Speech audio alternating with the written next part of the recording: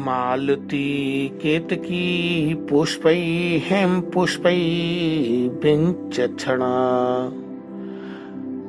अर्घ्य धूपं दीपं च रक्तवस्त्रेण छादनम् पूजाया कुर्ते देवे दध्यान्मोदक भोजनम्। नमो देव गणेशाय नमस्ते विघ्ननाशिनीम् नमस्ते मूषिकारूढ़ शोभाकराय नमः। नमः कात्यायनी पुत्र लंबकर्णाय कवये नमः। श्री गणेश जी का आवेदन करते हुए पंडित हरिओम दीक्षित ज्योतिषाचार्य गुरुजी की बात चैनल के माध्यम से आज हम बताने जा रहे हैं आपको पितृपक्ष के बारे में। ये पितृपक्ष कब से लगेगा, क्यों इसको हमने इस पितृपक्ष को माना है, इसमें क्या क्या ध्यान रखना चाहिए, कौन कौन से कार्य नहीं करने चाहिए और इसकी कौन कौन सी तिथि को कौन कौन से बार या तारीख पड़ेंगी, वो भी लिस्ट हम नीचे दे रहे हैं। ध्यान से सुनो।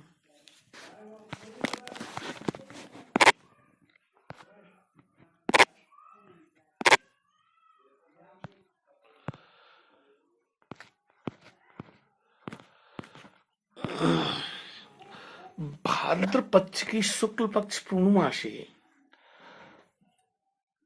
ये 20 सितंबर से शुरू होगा और आश्विन मास के अमावस्या को यानी 6 अक्टूबर तक ये पक्ष चलेगा। इस पक्ष को महालय पक्ष भी कहते हैं, पितृ पक्ष भी कहते हैं। अच्छा,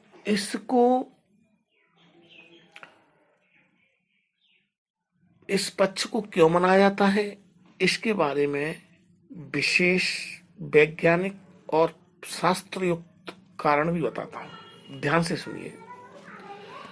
हमारे जो खून के अंदर पितरों के अंश बहते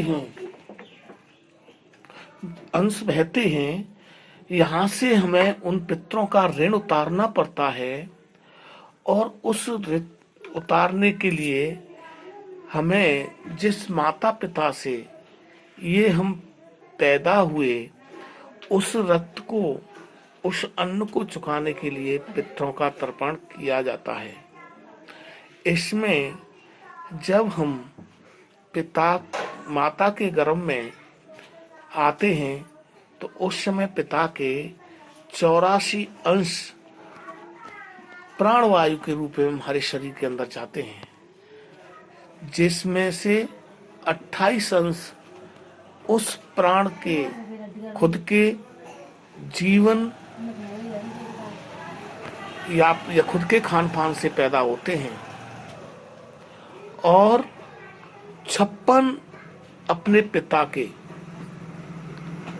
56 अंश उसके पिता से दिए होते हैं। उनमें से 21 उसके प्रपिता यानी बाबा के, 15 प्रपितामह यानी तीसरे बाबा के, 6 अंश चौथे बाबा के और 3 अंश पांचवें बाबा के और 1 अंश छठवें बाबा के। इस तरह से 7 पीढ़ियों तक हम पूर्वजों का तर्पण करते हैं। पिंडदान मुख्यतः 3 पीढ़ियों तक के पितरों को ही दिया जाता है। पितृपक्ष में किए गए कार्यों को आत्मा को शांति प्राप्त होती है, साथ में जो तर्पण करता है उसको भी मुक्ति मिलती है और मनोकामना भी पूर्ति होती है। अच्छा, इस श्राद्ध को श्राद्ध पक्ष में ही क्यों मनाया जाता है, इसके लिए मैं एक महाभारत काल की एक कहानी सुनाता हूँ। जब राजा कर्ण हुए थे तो वो स्वर्गलोक में पहुंचे। तब वहां पर उनको खाने के लिए केवल सोना ही सोना मिल रहा था। बहुत धर्म करते थे, दान पुण्य करते थे, लेकिन उनको अन्न का दाना नहीं मिल रहा था। तब उन्होंने देवराज इंद्र से पूछा, हे देवराज इंद्र, हमें खाना क्यों नहीं मिल रहा है? हमने तो इतना पुण्य कर्म किए हैं। तब उन्होंने कहा, आपने कोई अन्न दान नहीं किया है, पूर्वजों का तर्पण नहीं किया है, तो मैं तुम्हें आपको अन्न मिलेगा कहां से? हाँ, आपने इतना दान पुण्य किया है तो आपको हम इतना कर सकते हैं कि 15 दिन के लिए वापस जाने के लिए, अपने शुभ कर्मों को करने के लिए हमें समय दे सकते हैं। तब राजा कर्ण यहाँ पर आए और इस 15 दिन के बाद उनको समय दिया। तब से वो तर्पण किया। उसके बाद में लोग वहां पर लोक में उसको मुक्ति मिली थी। इसीलिए हमारे जो सूक्ष्म रूप में प्रेत आत्माएं होती हैं, माता पिता जो भी आत्माएं होती हैं, उस पितृलोक को छोड़ते हुए इस मृत्यु लोक में आती हैं और उम्मीद करती हैं हमारे परिजन लोग हमारा तर्पण करें। उस प्राणवायु, अपानवायु, समानवायु, चारों पांचों प्रकार की वायुओं का अपना भोजन करें और अपने इस सूक्ष्म शरीर को सूक्ष्म जगत में मजबूत बनाएं और उसके द्वारा फिर अपने परिजनों को आशीर्वाद भी देते हैं। इससे उनका भी भला होता है। अगर हम ऐसा नहीं करते हैं तो हमें पितृ दोष लगते हैं, जिसके कारण हमारे पूर्वज हमें अनेक बाधाएं और परेशानी देते हैं। ये रहा कारण पितृपक्ष मनाने का। अच्छा, इसकी पितृपक्ष, इस श्राद्ध क्या है, कैसे किया जाता है? श्राद्ध हरवंश पुराण में बताया गया है। भीष्म पिता युधिष्ठिर को श्राद्ध करने वाला व्यक्ति दोनों लोकों में से सुख पाता है। श्राद्ध से प्रसन्न होकर करके पितर धर्म को चाहने वाले धर्म और संतान को चाहने वाले संतान, कल्याण चाहने वाले को कल्याण, इच्छा अनुसार वरदान प्राप्त होता है।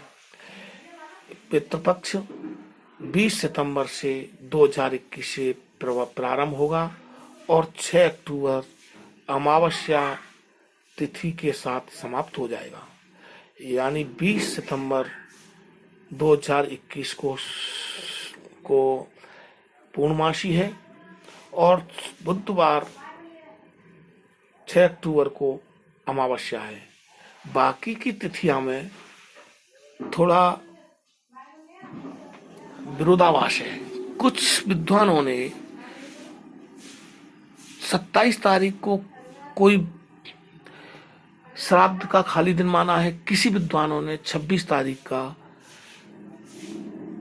खाली दिन माना है।